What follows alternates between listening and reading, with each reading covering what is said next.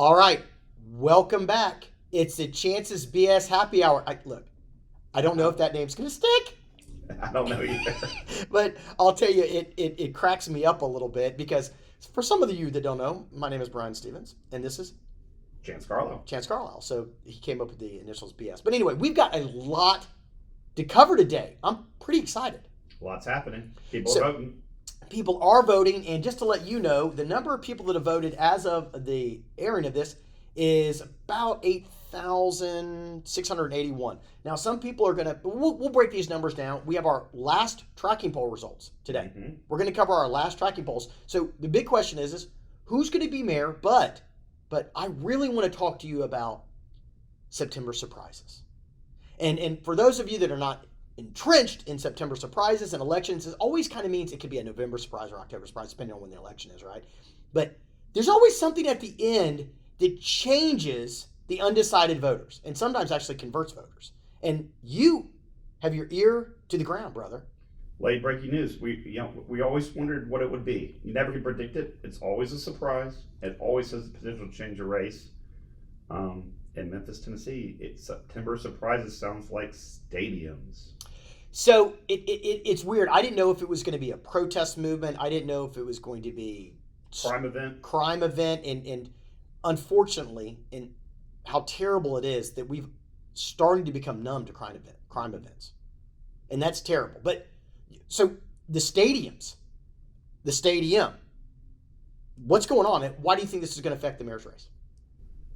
It looks like, whether you're a lover of the FedEx Forum, Liberty Bowl, Memphis Tigers, Memphis Grizzlies, the next mayor potentially may have some really big decisions, or the current mayor may try to resolve those before the next mayor gets into office.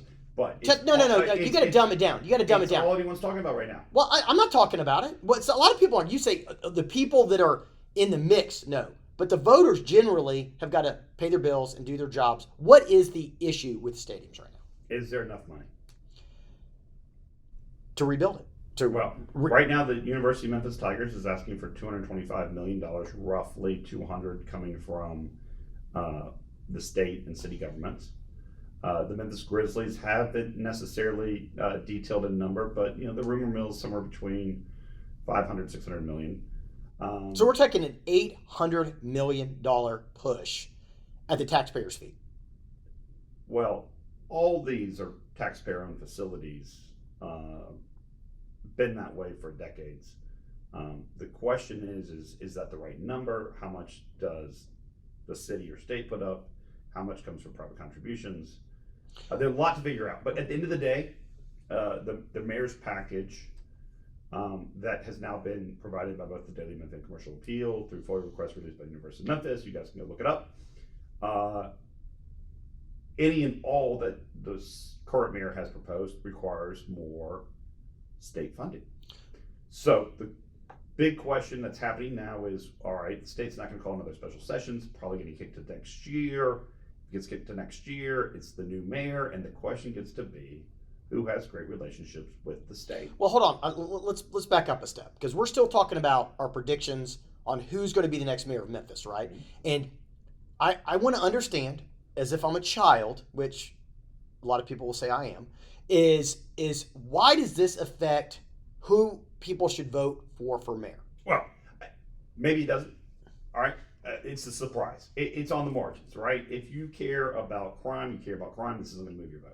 If you care about economic development, maybe it does. If you care and you're a diehard University of Memphis fan, you're like, the stadium's the last thing we need to get to a Power 5 conference, which I don't agree with. But if you are a true believer, it may be the single issue you care the most about. Okay, slow down, partner, because I want to talk about this in blocks. Yeah. Crime downtown, Yes. around the Grizzlies, crime around the stadium for U of M is high. So why would those two upgrades? Why would crime, if you want Memphis to be safer, don't you want those two areas to be safer? Yes, but people already want that. I know, but I don't think it's moving the needle on a voter. Well, I don't know if I agree with you, because if you're a big U of M booster fan, if you're a big Grizzlies fan, The Grizzlies could leave. Grizzlies could leave. But The Grizzlies could leave, and I just bet that, yeah, money's a big issue, but crime is another one. yeah, I think. All right, so back up a second. Peel this thing back one layer at a time. It's an onion. I don't want to make anyone cry, so let's take it slow. The common belief now is the city and state is going to figure out a way to keep both. And do both, and I think that's a reasonable bet. That would be awesome. We need both.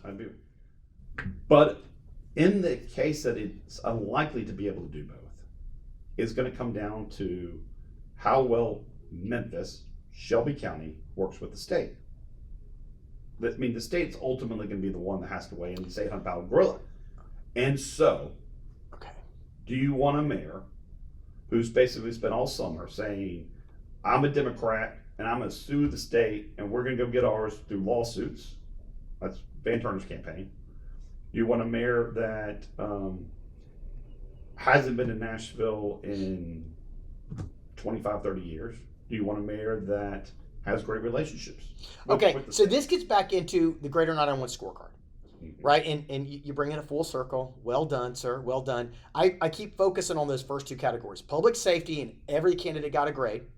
Economic development, jobs, and then that relationship with the state, those intergovernmental relations. And for those that are new to the podcast, the Greater 901 put out a scorecard. There was 4 categories. Brian just laid into those 4 categories. If you had asked me how important in the mayor's race having a relationship with the state was in January, I said, maybe 5% rating, maybe 10% in overall how I feel. It's 90% crime, maybe economic development, maybe it's 57. I'm telling you, if you care about the sports stadium, September surprise, maybe it's 25, 30, 40% now. Because there's no way the city of Memphis can afford, outside the $350 million, another $500 million of raising revenues to do both. Okay, so let me, you're a math guy. Yep. One of those fancy Ivy League schools that I didn't go to, right? I'm just an old Army guy, right?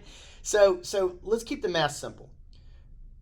Our community does not have $600 million to $1 billion for these two things. No matter how much we love them, we just cannot. So we've got to get money from the state. And who's in charge of the state right now? Like political party?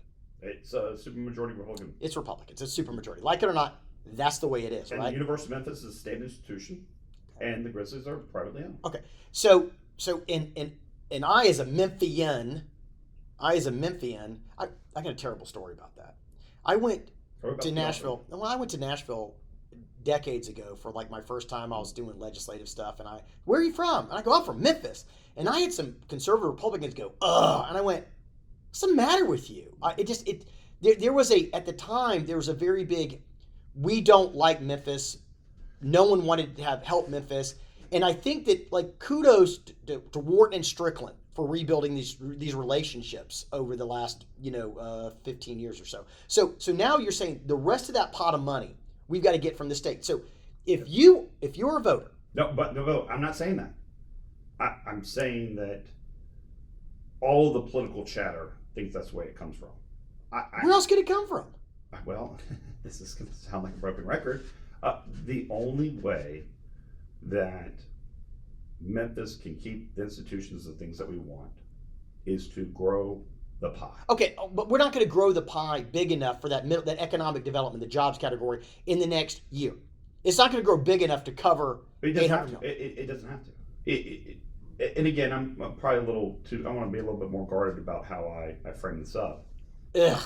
But Memphians have to believe, past the crime narrative, that our future, and the state, by the way, is brighter. That we're going to have strong economic development. We're going to grow jobs. We're going to have a tremendous downtown. That we can do Liberty Park. That we can do all these things.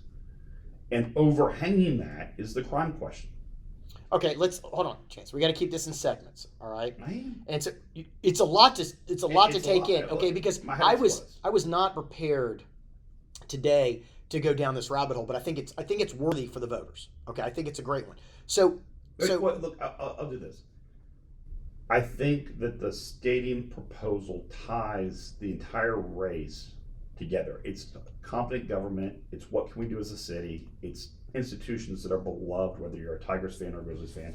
It's everything that we want to keep against the fear, like crime drives so much fear of loss. Okay, so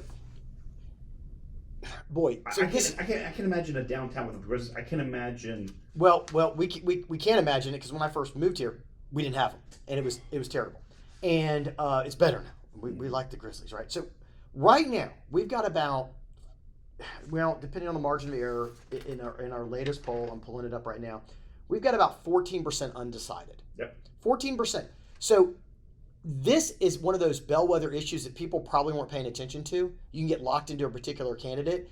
And I think when voters are now going to make a decision, they're going to, who's going to be the crime mayor, who's going to really get control over that. But I think that links into this, can we get the money from this? I guess if you don't have the money if you don't have the relationship with the state, you can't get the rest of the money. But if we don't make those zones safer, U of M's not going anywhere. But the Grizzlies, look, I'm not a huge sports junkie, but they can move, and it break my heart. Look, downtown cannot be after midnight a war zone. But it is. You say it can't be, but it is. If you talk to anyone right now who owns hotels, restaurants, has businesses downtown, it is as bad as I can remember it over the past 10 years. Particularly late night, particularly after, midnight, 1 o'clock. That has to change. Full stop. Well, everyone knows it has to change, but once again, let's get back into the mayor's race and who's going to fix it? Well, I think that is a perennial question. Like that is no. I want an answer. Who's going to fix it? Let's see you tap dance on the head of a needle right now. Well, I've got some ideas for you. Because there are some potential people that could do it, okay? But I called up a pundit that's not involved in any of the mayor's races. We're not involved in the mayor's races, and I've run mayor's races and senate races and all that. It's a very interesting experience, not helping somebody run a winning campaign right now, but it's fun to look at it, from the cheap seats in the arena, right? And I was a little surprised about this. This pundit that's been around for 25 years, and they're getting older, said the only one that can fix it is Harrington. And I was like, what? I was with yesterday CEO of a major corporation, and the only person you give the money to was Harrington. If you want a strong man, Harrington's your guy. No question about it. Okay, but does he know how to actually fix the crime problem downtown? No, but Harrington has a track record, Blue Crush, a number of other initiatives of calling in experts saying fix this problem and demanding results. Now, I would tell you that. But yes, but the counter to that is, what's his relationship with the state to get the rest of this money? Zero. Okay, so you can kiss one of the two stadiums goodbye. So if you care about the Grizzlies, if you care about U of M, Harrington's probably not your ticket. I love the guy. He's done a lot of big things. I cannot imagine going up there and having 6'6" Mayor Harrington pound the desk and having the state Republican Party be like, yeah, let me march to your tune. So I think that's what we're just trying to give the voters a chance to be their own judge and jury with the facts, right? Okay. So now we've got a few other candidates to talk about for mayor as you're making your voting decision or thinking about really helping your candidate. And I was with a bunch of really top-notch security professionals this past week. Unbelievably competent. I have a whole litany of things that we think the private sector can provide government. We're still working through a bunch of proposals, but their care, competence, top-notch. And what I came away with is the degree to which you have to fight crime is also a very technical business. Maybe more so than people realize. It's one part motivation, one part empowerment, and one part technical skill. Okay, so... And the reason I say this, there's no question, having talked to both Paul Young and Bonner, Bonner has the technical skill. You cannot take that away from him. I think you can also say that he's very good at having the back of the sheriffs. I mean, you go talk to the sheriffs and the deputies, they love the guy. So morale and technical skill, Floyd Bonner has in spades. Does he have the motivation to rally the populace for tough on crime policies? I think you're starting to see those in his ads. Or he's going to have one term if he wins. Right. Because Memphis voters will not tolerate somebody without passion. They will not tolerate somebody that's not a fighter. Now, on Paul's side, I think Paul is basically the mayor of downtown. It is his fiefdom. He's the downtown commission president. He has overseen downtown. He gets downtown. Paul is going to be much better in the environmental design. What can we do? How do we soften this thing? What do we do about the homeless? What do we do about mental care? How do we sort of clean up? Downtown's as dirty as it's ever been. And I don't say that to harp on anyone right now. It's just, it needs to be cleaned up. And look, it's coming out of the pandemic. It's coming out of a lot of bad habits. I get it. And according to Paul and his campaign, on day one, that's going to be a priority. Will the police actively engage and do the tough job of rolling up their sleeves and busting? And I mean, you see it. There's a viral video that went out the other day, and there's 3 MPD officers, and they just let this fight happen right in front of them. Well, on Beale Street. Well, when you spend years, so I'm an old military guy, and I was in the first Desert Storm, Desert Shield, and I always thought about the people that came back from Vietnam, and they're out there, they were assigned to duty, they did their duty, maybe it was a popular war or whatever, and they come back home and they get the tar beat out of them, so they don't want to protect the country anymore. You equate that to the police now. What they want to protect us if we are motivating and protecting them and supporting them. The good ones. There's always a bad apple. There's always bad apples in any big group. It is clear to me it is a 3-part test. They have to be motivated, put their neck on the line, and you have to have their back, and you have to put them in the right spot. It's just like a football coach. Why would you? Why would you want to go out there and protect downtown in a fight, knowing that you're going to get, if you do your job correctly and appropriately and don't do all the things that we don't want police to do, obviously. I mean, that's absolutely true.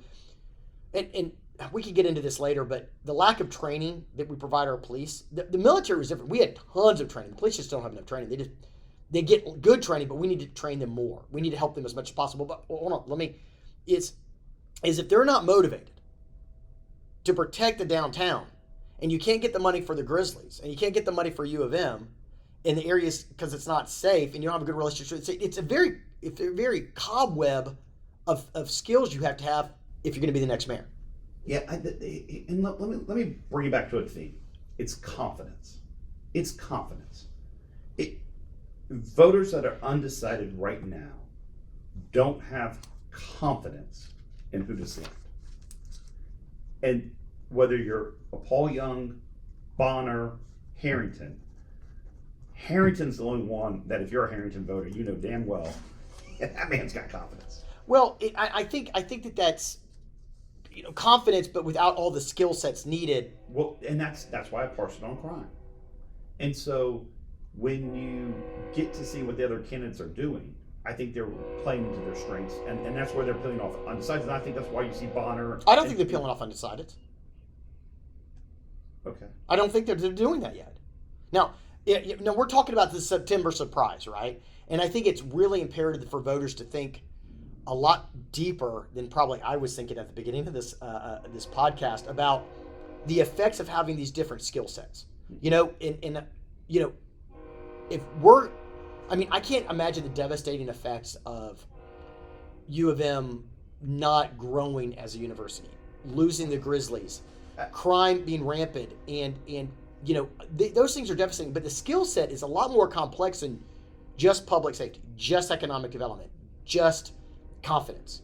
100%, and that's why I think this. I call it the Stadiums of September surprise, because you need all three. Do you think that the media and stuff will put out enough in the next couple weeks to actually make people be aware No. of the complexities of the stadium? No. And look, you saw the last mayoral debate, and every single answer was terrible. Just terrible. Even the cans themselves don't understand it. And so, look, you asked me, what is the issue that you could grab a hold of and ride to being the next mayor? I think it's the stadiums. I think if you put together a compelling vision for how to do it, how to grow the local economy, how to have your cake and eat it too, which is really what the stadium proposal is not having to choose. Having the city of Memphis have a vision of itself to where it works, that you can pass by the state legislature. Great. Do I think we're going to fall short? Sure. I think that's why you start seeing the attack ads. I think that, good, I want to get to those.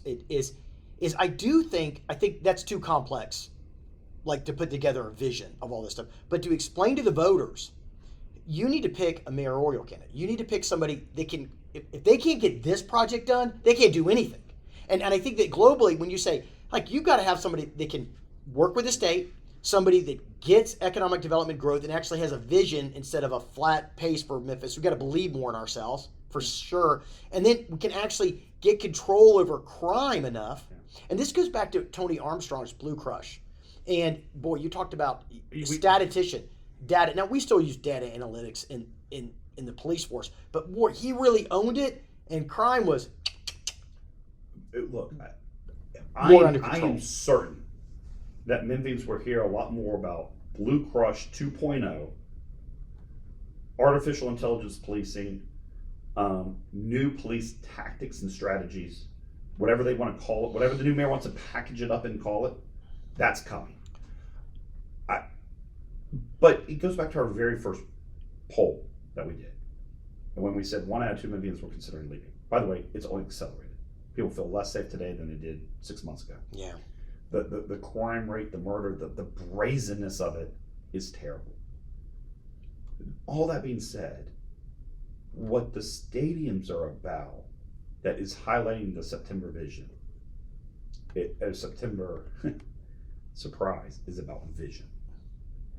And we had the introductions, we had everyone's gonna be tough on crime, but we still haven't had I have a vision for Memphis to grow and make a stronger black middle class. And we talked about JW being a business guy. Oh, yeah. And JW was the only one really talking about the economy, what to do, and how to put more money in people's pockets. And then he switched. His campaign was surging for a minute, and then all of a sudden all we have is attack ads after attack ads. Yeah, What's that about? And I'll tell you right now. So, who's the front runner? It's Paul and Floyd, and then Harrington. Everyone else is a distant 4th or 5th or 6th at this point. And we got to come back and we got to talk about all of Van Turner's announcements, endorsements, all the big money, all the local money. It hasn't moved the needle at all. I mean, we can, but he's been flat as a pancake Oh. in just into the teens since he started. Which and Van has been running longer than anyone else. Yeah. Sometimes it's funny. You never want to be the front runner a year out. You just never want to be the front runner in anything. Presidential, governor. You just too many opportunities to get ripped apart. It just shows people do not want a partisan. Well, no. And the reason why we have nonpartisan elections and why we have to fight to keep nonpartisan elections is so people focus on the candidates instead of arbitrary political parties, which don't have a massive impact. It has reinforced, and we can get back to JW. It has reinforced to me why the Democratic Party so badly wants to make it a partisan race. They want the party apparatus, 4 or 5 unelected people, to choose the next mayor. They can anoint it. Let's pause on that rabbit hole. Oh, and it really is. It's 4 or 5 people they get to pick when you have these kind of elections. Let's get into that later. But let's stay on the mayor's race. But no, I think this is really important for a second. Then we get back. Everyone in this race is a Democrat. It is basically a Democratic primary. Primarily, right? And people are complaining that the mayor won't win with over 50% of the vote. Well, you put any one of these guys head to head against a white Republican, they win 70-30, 60-40. Yeah, Black Republican, they 60-40. They are all Democrats, right? Or at least So moderates or libertarians of some nature. But yeah. All I'm saying is the Democratic voters don't want a partisan. That's what this thing's showing. So So when you get down to who's going to win? Yeah. Dun dun dun dun. Is somebody asked me why, and you mentioned it. Why is JW starting to send out attack ads? Mm-hmm. Well, if you're the front runner, okay, which it's not clear exactly the front runners right now, but it's between Paul and Floyd, right? Is if you're the front runner, you do not want chaos. You want status quo in the election. You don't want anything to disrupt your rhythm and your flow. And nobody's surging right now, I would say. Everyone's kind of been doing the same thing for a few weeks. And if your candidate is not... You want milquetoast. Yeah, you want milquetoast. If your candidate is not in the lead, you have to create chaos. And what a novice person will say is, but we don't know if those votes will come to us if we create chaos. Maybe the votes go other places. Well, you're going to lose anyway. So it's better to create chaos and hope that what you're doing is those votes filter to you and you disrupt the status quo. You disrupt the milquetoast candidates, right? They're being smart. You want to be milquetoast. The issue I've had with this campaign and every one of these candidates, as I sit here, from my high horse and be judge and jury, right? They're all milquetoast except for JW now. JW is actually trying to disrupt things with attack pieces, and he's attacking Paul and Floyd. Right? And he's attacking, well, you've seen more of the attack pieces than I have. So what is he attacking Paul on? Better than say downtown. Economic development. Well, you said it. He's the mayor of downtown. Yeah. Okay, so the state of downtown, and this kind of goes into, I wonder if there are going to be attack ads of, we're going to lose the Grizzlies because of his behavior. Oh, it's an interesting thing. It might be too complex to put out, but he is attacking because, he's got to disrupt things. Look, it is on the front page. It is leading Channel 3, Channel 5 News, which is the most watched local political stuff. It is amazing that people are not using the stadium proposals to ask, what is your plan? It is abundantly clear at this point. I'd love if we don't have time, but have a debate just on if you can't fix downtown, you can't fix South Memphis, you can't fix Cordova, you can't fix Fraser and Hickory Hill and East Memphis and Raleigh, etc. Fundamentally, your tourist zones are where you start to really make a lot of money. But we're getting let's stick to the mayor's race. I was chasing squirrels. You're not chasing squirrels. I think the question gets back to is, okay, Sheriff Bonner doesn't claim to be an expert in those categories. He has pledged to hire really competent people that are experts in those categories. He's saying, I'm an expert in crime. I'm going to solve it. I know I have technical skills. I can do it. It's really tough because I think he's getting judged on the current state of crime, and people are attacking him for that. Yeah. Say, you're the sheriff now, and crime sucks. Yeah, and I guess that's JW's other attacks. Yeah. All right. But on the flip side, everyone's saying, and I love all the people changing who were defunders. Like, oh, no, I'm not a defunder. And it's like, well, how are you going to pay for all these other services? Mental health, transportation, etc. Massive property tax increases? Because I don't hear anyone saying that they're for massive property tax increases. I don't hear Paul's campaign saying that. Or anyone's campaign, yeah. Right? But the pie's only so big, so you have to divide it. Unless, and this gets back to the central question, can you grow it?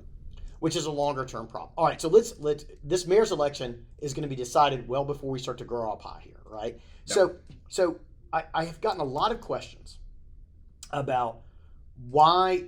First off, let's talk about negative attack ads. They work.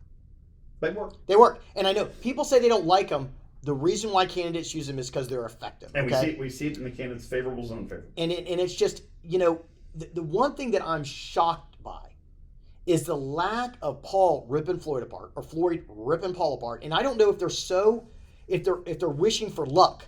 All right, luck. We're so close. Maybe at the end we get a little surge because people like us, and that's not. People are going to vote for who's going to protect them the most, and then those other categories. Yeah. Well, look, I think you got two things. And we talked about this on previous podcasts, right? You have paid advertisements, and then you have non-paid. And the lack of using the media to go after your opponent has been startling. You want to talk about let's hold hands, kumbaya. I mean, maybe it is because it's all one party in a race and no one wants to upset anyone. But I'll tell you what, when Mayor Strickland was running, he went after everyone's throat. I mean, his first race, he did not hold back against AC. Yeah, and that's what it took. It took exposing It took exposing the other candidates, and that's one of the reasons why people are such a big fan of Harrington is he will expose everyone, including himself. He will let you know what's what. He's going to be real. He's going to be direct, and so it's effective. Well, it is effective. There's all these studies out there, and we could get into that some future story about negative ads. People say they don't like them, but they react to them, and it exposes the truth, at least the person's accusations about what the truth is. All right, something just dawned on me. Take your take on this. And I know people hate the word politician, but in this sense, whether you say career politician, or however you want to frame it up, none of the guys running are politicians. That's a lie. They're all politicians. Okay. You know why I know that? Because their mouth's moving? No, because they're running for office. Okay, and by definition, okay, I'm just an old lawyer. I'm trying to be an old country lawyer here. It's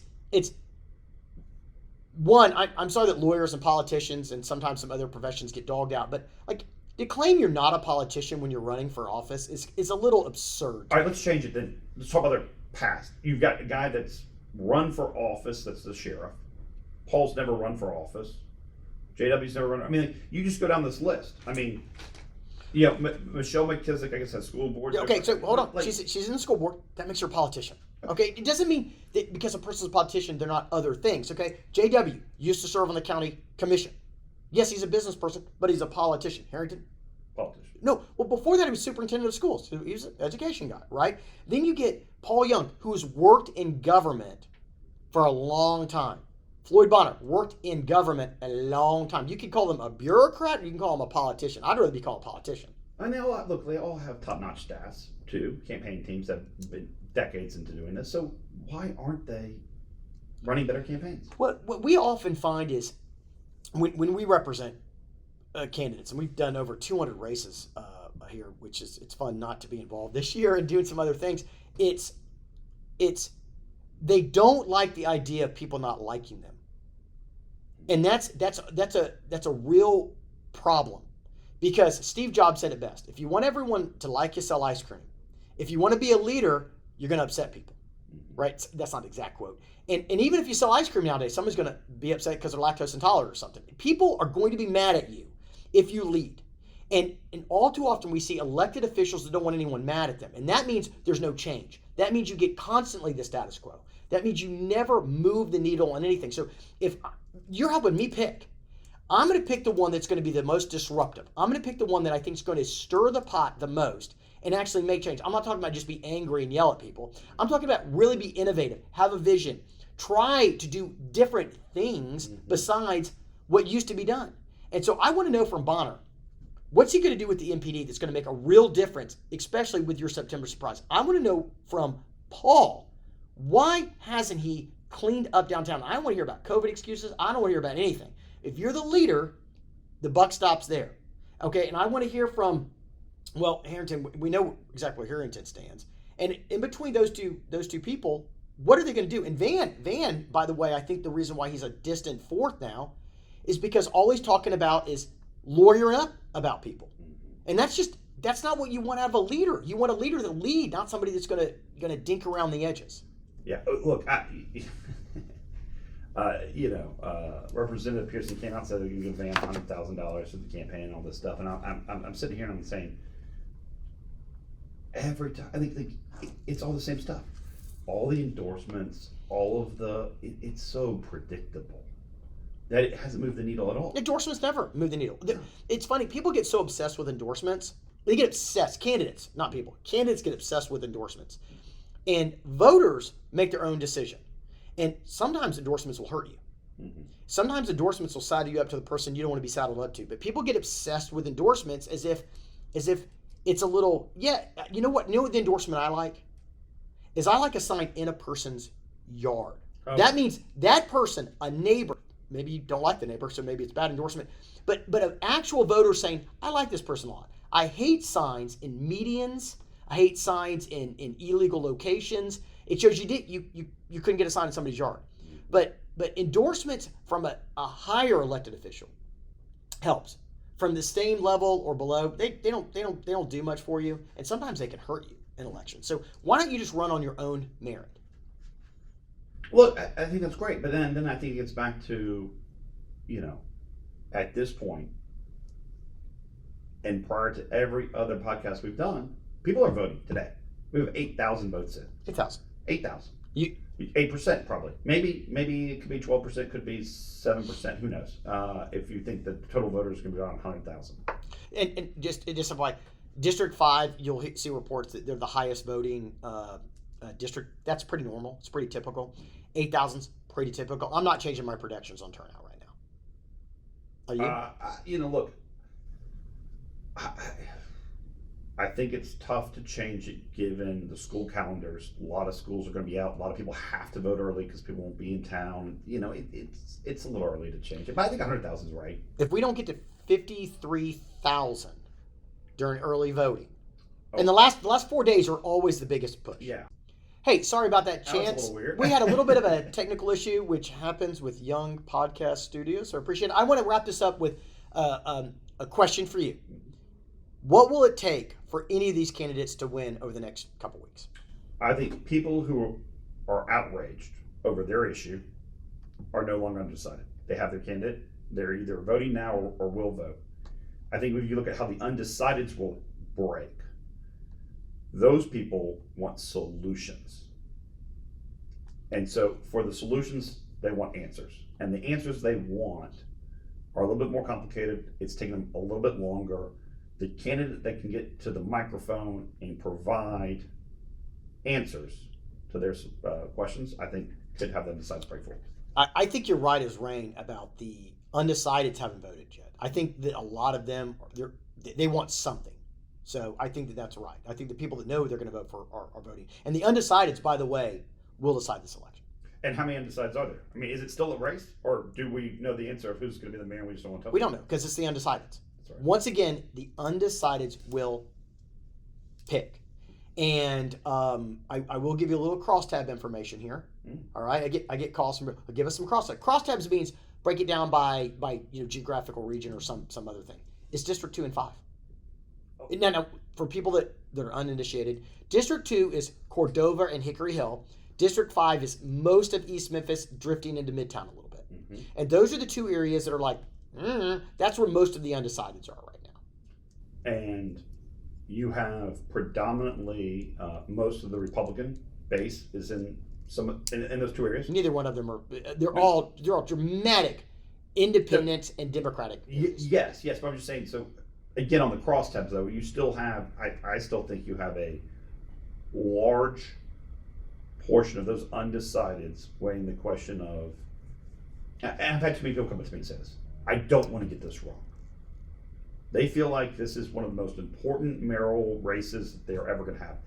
It's the first time that we've had a field this big, unexperienced. There's not a clear front runner, and people like picking the winner, so they can wait longer.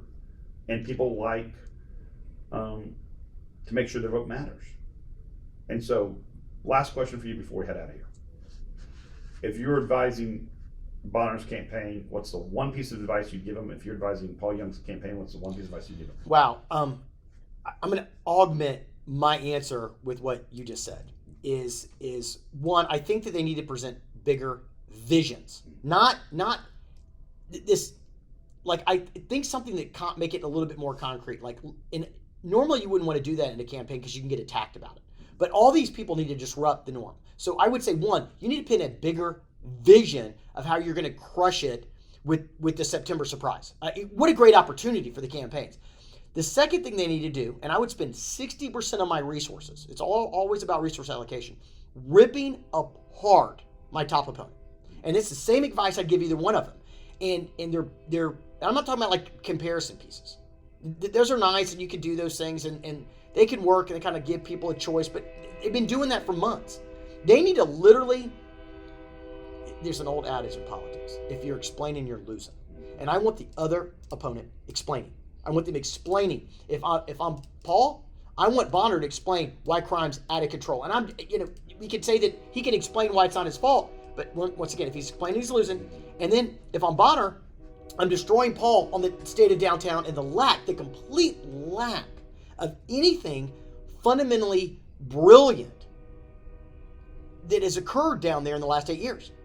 Okay, now he wasn't always in charge of that position for the last 8 years, but where is the new glass towers? Why haven't the Grizzlies been saved? And why is crime rampant? Why is it dirty, right? And I'm not saying it's all Paul's fault. I'm just saying if I was Floyd's campaign, I would be hanging, I would be just beating the tar out of him with those analogies. And I think both of them need to do the same thing against each other. And people want to be nice. They want to be polite. And so we're just going to, right now it feels like both campaigns are just kind of, we hope it works out. Well, look, I will say this. This is our last Tracking Poll podcast. A little teaser for what you can expect from the Greater 901 coming up. Boy, do I feel like we hit a home run on the three things that we wanted to focus on: economic development, local state relationships, public safety. I mean, those are going to be the issues. You're going to bring all three together on our September surprise, which I would have never in a million years thought that we'd be talking about. How do you fund and save and get the University of Memphis Stadium done to get them into a Power 5 conference?